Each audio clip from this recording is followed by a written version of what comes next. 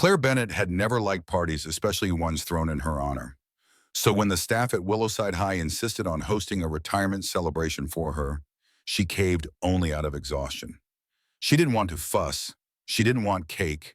She didn't want the barely warm compliments served with lukewarm punch. Mostly, she didn't want to sit in a room where everyone looked at her like she was a candle being blown out. "You gave us 22 years," Principal Harris had set his hand on her shoulder. "Let us give you one afternoon." One afternoon, Claire thought bitterly, sipping lukewarm coffee from her kitchen table the morning of the party. "That's all I'm getting in return for 2 decades and 1,000 parent emails." She stared out the window of her modest home, the one she used to share with Daniel before the word widow became part of her identity. The word still felt like a stranger in her mouth. Even after 4 years, Daniel would have made her go. He would have made it feel special. He had a way of seeing through her moods and reminding her that she mattered even when she insisted otherwise. But Daniel was gone. The students were long gone. The colleagues, well-meaning as they were, felt like acquaintances in a life she no longer fully belonged to. At 44, Claire didn't feel old, but she felt used up, dried out. She stood up, pushing the coffee aside. She had 3 hours to fake enough joy to get through an afternoon of polite small talk and cupcakes from Costco. The event was held in the school's library, her favorite room on campus. Someone had hung streamers between the bookshelves and scattered framed photos of her on the tables. Most were staff pictures, class photos, or blurry shots of her reading aloud to children 15 years younger than the ones she'd just taught last semester. Claire offered polite smiles, accepted hugs, and thanked everyone like she'd rehearsed. "You're still young," someone said. "You've got so much left to do," she wanted to reply. "Like what? Start over, take up pottery. Learn how to live in a house that's too quiet." Instead, she smiled. "Maybe I'll write a book," she said. She wouldn't, but it sounded good. The only interesting part of the party arrived late. He came in quietly, carrying a sleek black camera bag and adjusting his shoulder strap. Claire noticed him because he looked distinctly unrelated to the rest of the crowd.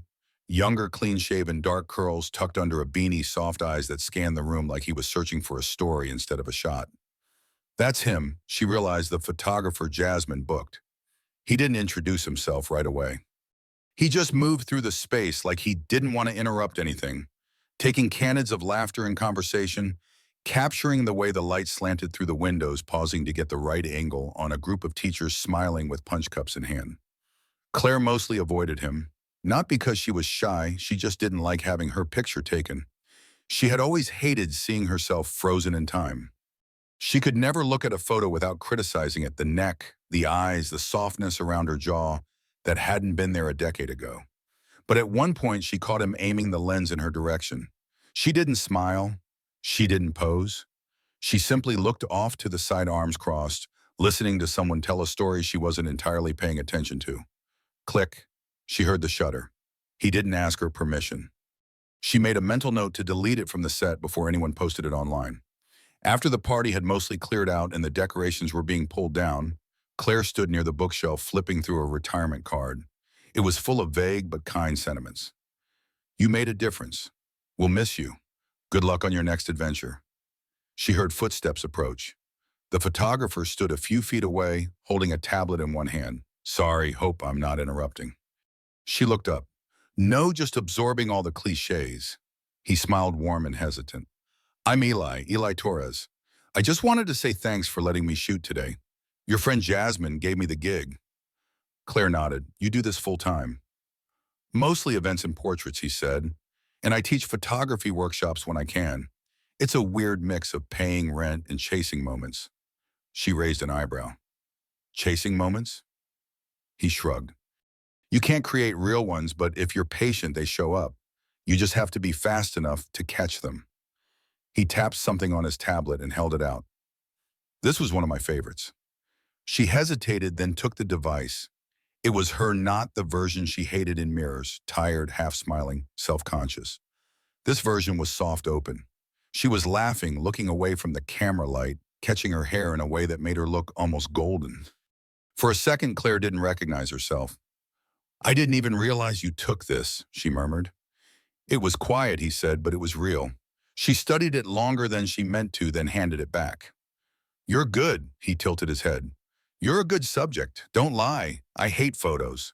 I'm not lying, he said, then added, you just haven't been seen properly in a while. The words slipped out so easily that they hung in the air like perfume. Claire didn't know what to say. She felt warmth rise in her cheeks, a mix of discomfort and something else she hadn't felt in years, curiosity. He cleared his throat, sensing the shift.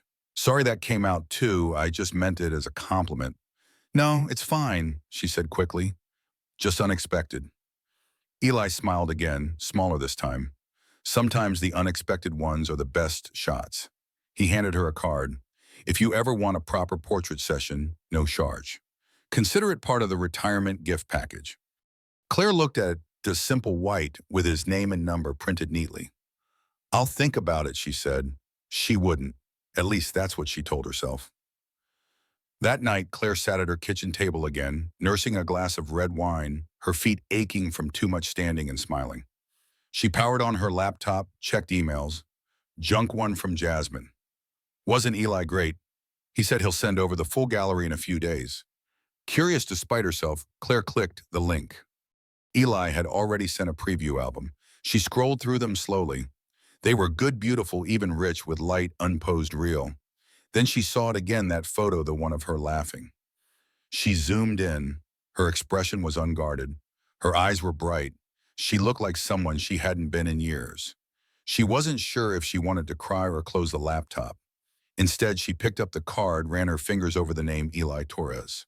Underneath it, one short tagline, Moments Matter. Claire stared at it a little longer. Then, without thinking too hard, she opened her email. To alettophoto@gmail.com. Subject, that portrait session. Hi, Eli. I saw the photo, the one you showed me, and a few others. I didn't know I missed being seen until I saw it. If the offer still stands, I think I'd like to take you up on it. Claire almost canceled twice. The morning of the shoot, she stared into her closet as if it were mocking her. Every outfit either tried too hard or gave up too early. The idea of being photographed alone on purpose under soft lighting, with nothing to hide behind, made her stomach knot. She settled on a deep green wrap dress she hadn't worn in years. It had belonged to another version of her, one Daniel had always loved. She stared at her reflection for a full minute before leaving the house, wondering if that woman was still somewhere underneath the careful layers of widowhood and quiet. Eli's studio was tucked above a florist shop downtown. Small, clean, full of natural light. There was a wall of plants in one corner, a coffee machine humming quietly, and a series of framed prints lining the hallway, black and white portraits, all real. None posed, a woman laughing with her eyes closed, a man gazing at something far away, thoughtful, a child mid-jump blurred with joy. Claire walked in cautious. Eli looked up from his laptop and grinned. You came. I almost didn't, she said. I figured, he said, gesturing toward the couch. People rarely want to see themselves, especially when they've convinced themselves they've already faded. She sat. Is that your way of telling me I'm insecure? He chuckled.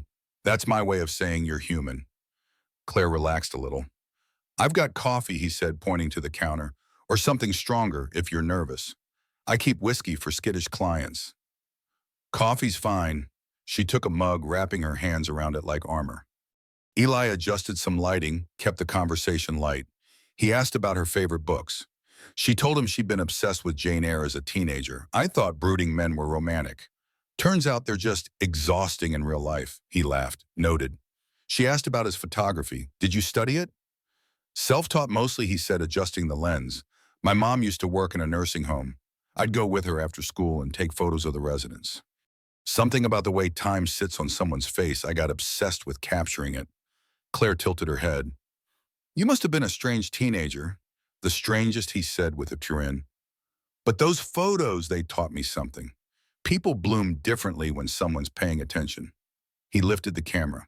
You ready? Claire stiffened instinctively. Not even a little. That's okay. We're not doing Vogue today, just you being you. He started slowly, nothing forced. He didn't tell her to smile.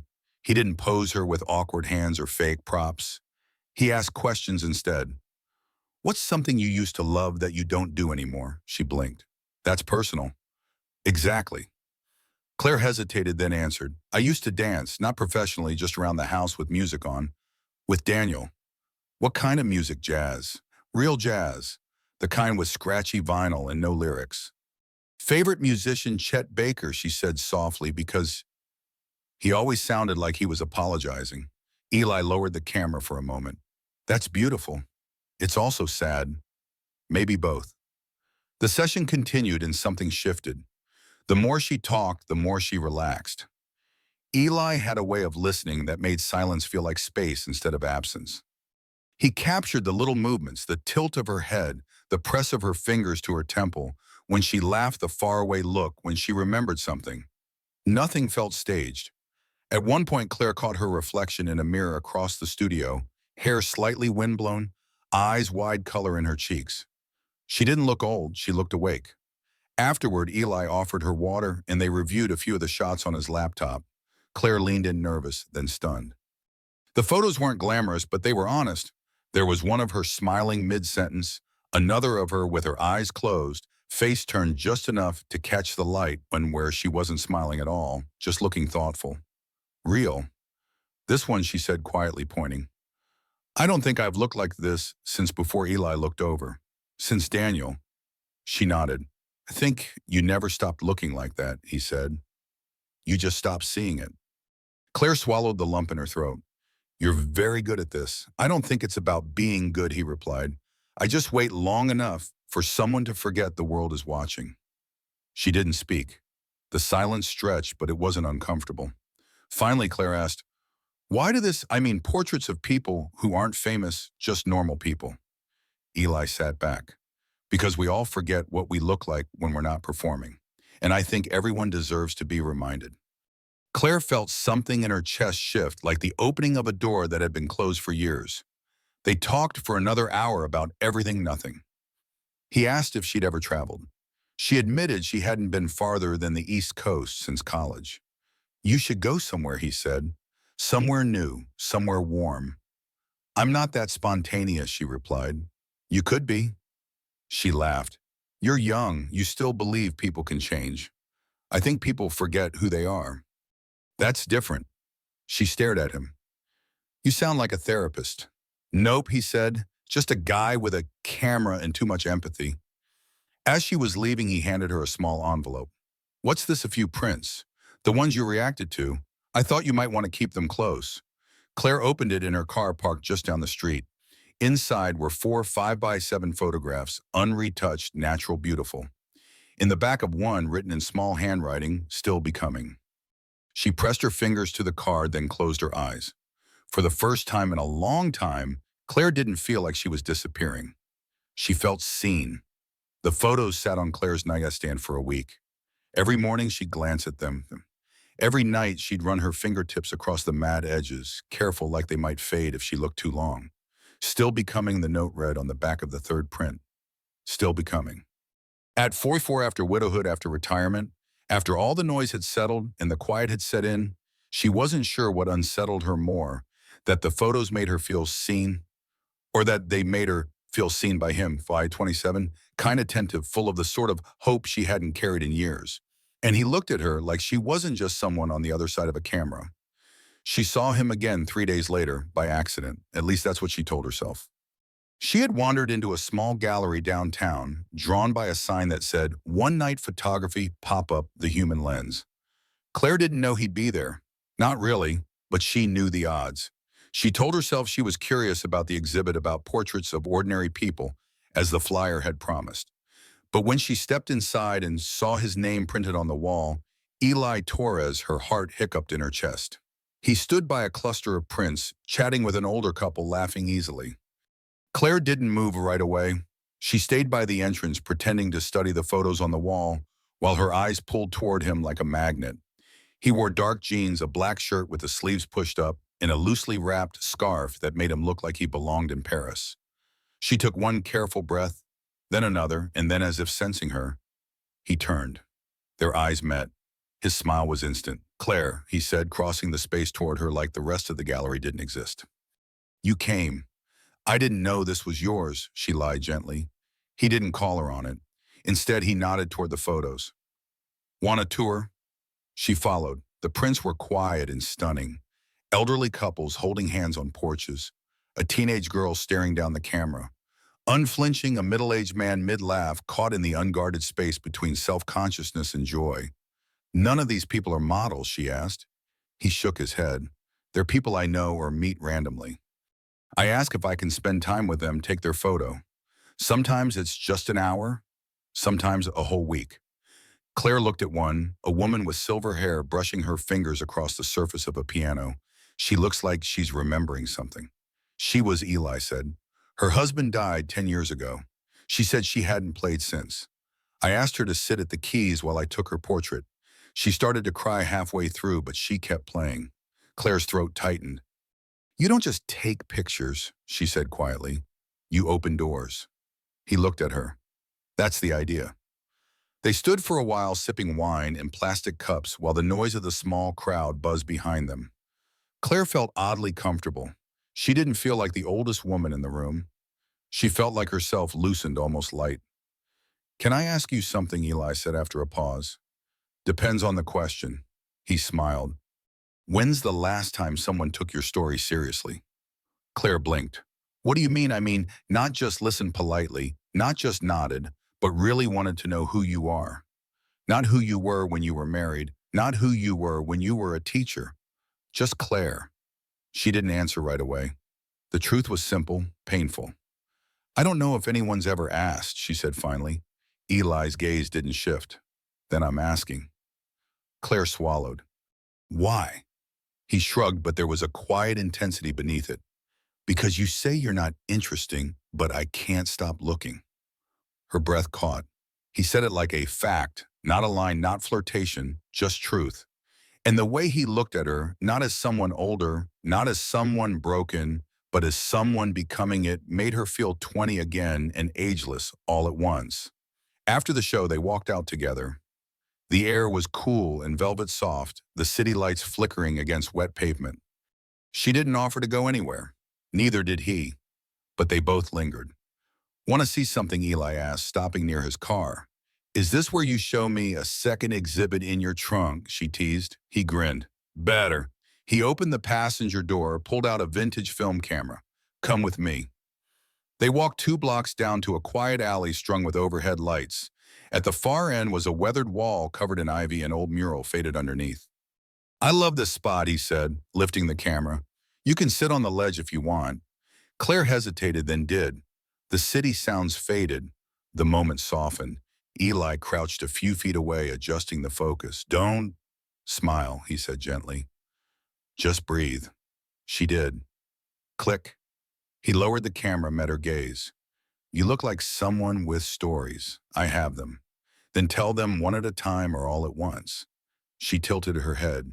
To who he held her gaze. To someone who will listen. Later, when they hugged goodbye, longer than a typical goodbye, warmer than polite, Claire drove home with her fingers tingling. In the quiet of her house, she changed into pajamas, poured a small glass of wine, and sat on the edge of her bed. The photos still waited on her nightstand, and suddenly they didn't feel like the end of something. They felt like a beginning. Claire hadn't realized how quiet her life had become until someone started filling it again. It wasn't that Eli was loud. He wasn't. It was the texture of him. A text at noon on a rainy Wednesday. Found an old photo booth near the boardwalk. Want to be impulsive? A voice memo on Friday night. You ever try Ethiopian food? If not, prepared to ruin all future meals. Saturday evenings, even when they didn't see each other, he was present, not in an invasive way, just steady, intentional. Claire, once the queen of structured solitude, began checking her phone like a teenager. And when she wasn't hearing from him, she missed it. Missed him. Their next official shoot wasn't for anything in particular. I just want to show you something, Eli said on the phone. A kind of place that deserves you. She didn't ask what that meant. She just said yes. He picked her up in the late afternoon, his car smelling faintly of lavender and old coffee. He had a playlist cued, a soft blend of acoustic guitar and jazz trumpet that made her chest ache in all the best ways. They drove for nearly an hour away from the city, through winding back roads that turned golden in the late sun. Where are we going? Claire asked, legs curled up under her in the seat. You'll see. When they arrived, she blinked. A crumbling greenhouse, long abandoned, framed in ivy and rust. The glass was fogged and broken in places, but inside sunlight filtered through like liquid gold. "It's like a secret," she whispered. "Exactly," Eli said. "Secrets deserve witnesses." He helped her climb through the doorway. Inside, it smelled like damp earth and forgotten stories. Eli set up his camera but didn't rush. They wandered first. Claire trailed her fingers along the edges of a rusted potting table. "I used to garden," she said softly. "Daniel and I had this tiny patch of soil behind our first apartment. We planted tomatoes. We were terrible at it." Eli listened. She pointed to a hanging fern that had somehow survived. "I like that. This place still breathes." "You do too," he said, raising the camera, even when you think you don't. She met his eyes and let him take the photo. This session was different, less posed, more raw. She didn't try to look elegant or composed. She let her hair fall loose. She didn't hide the lines by her eyes. She laughed loudly, at one point, and covered her mouth. And Eli caught that moment mid-laughter. "I wish you could see what I see," he said, scrolling through the images. Claire leaned in. "Show me then." He did. And she did see it, not the version of herself she used to be, not the version she had grieved for, but this Claire, this woman here and now alive. As the sun began to sink, they sat side by side on an overturned bench, sharing a thermos of strong coffee Eli had brought. "You know," she said, "I didn't want a retirement party." "I guess that," he said. "I thought it would make things worse, force me to say goodbye to a life I already lost."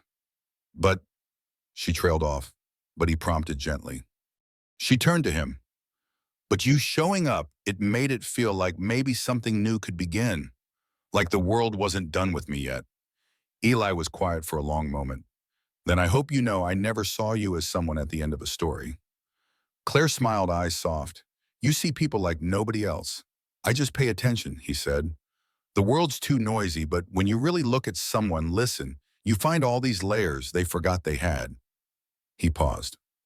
"And you, Claire, you have so many layers." Her chest tightened again, this time with something warm, not grief, hope. When he dropped her off, he didn't rush the goodbye. They stood by the car, stars beginning to flicker overhead. "Thank you," she said. "For what? For seeing me when I didn't ask to be seen."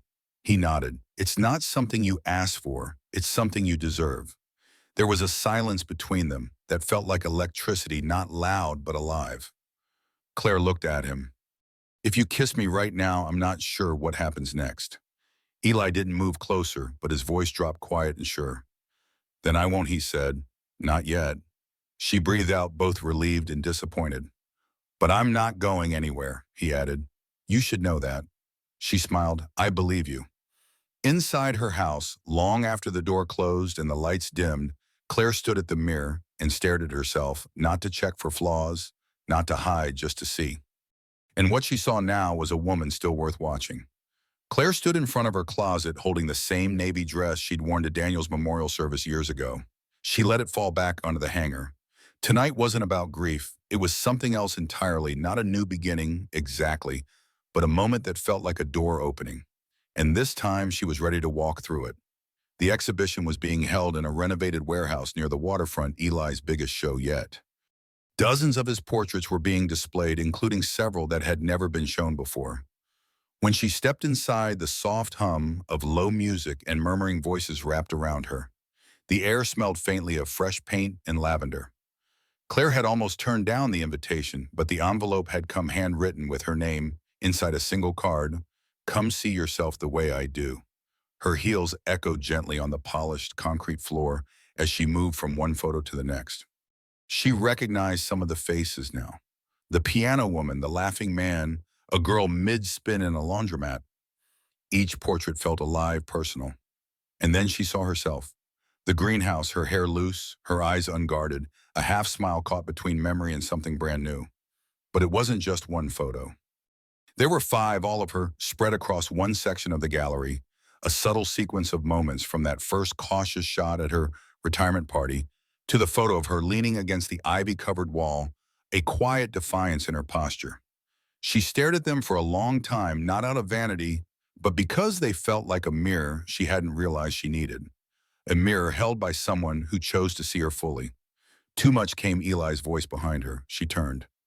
He was dressed simply black, button-up sleeves rolled to the elbow, a quiet nervousness in his eyes. "It's beautiful," she said softly. "But why me?" He stepped closer, not too close, just close enough. "Because people forget that beauty doesn't disappear. It changes, deepens. And because you reminded me that time doesn't take everything, sometimes it gives us back more than we lost."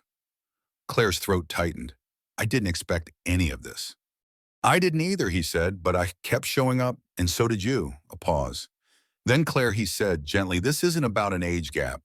It's not about roles or timelines or what people will say. It's about what I feel when I'm around you, what I see when I look at you, and I've never wanted to stay somewhere as much as I want to stay with you." Tears welled not from sadness, from recognition. She'd spent years living for others, then years surviving. And now here was this man, not just younger, not just kind, but present. She felt more alive now than she ever had at 30. She smiled, eyes brimming. "I'm not the same woman I used to be." "I know," he said. "You're even better."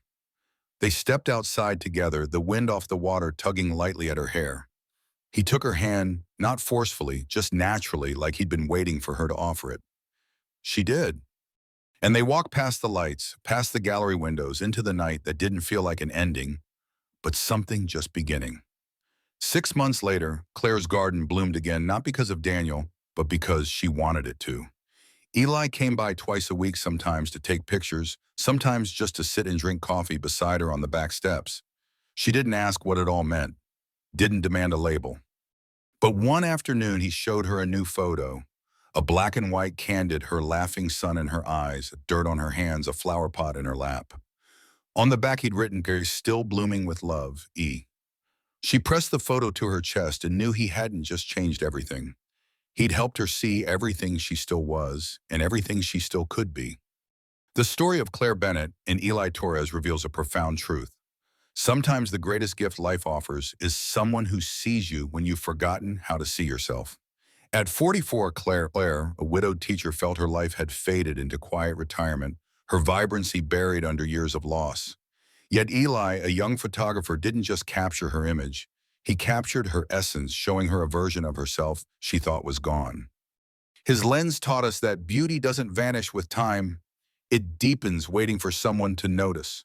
Claire's journey reminds us that we often hide from our own potential, convinced we're past our prime. But Eli's gentle persistence, his photos, his questions, his presence prove that connection can rekindle hope at any age. This story urges us to embrace those who see our layers, who remind us we're still becoming. It's a call to look at ourselves with kindness and to cherish the people who hold up mirrors to our resilience. Love in all its forms isn't bound by time or loss. It's found in the courage to let someone in. Have you ever been seen in a way that changed you? Share your story in the comments. We're here to celebrate every moment of rediscovery. If this story moved you, subscribe to our channel for more tales of hope and transformation. Join our community and let's keep inspiring each other to bloom.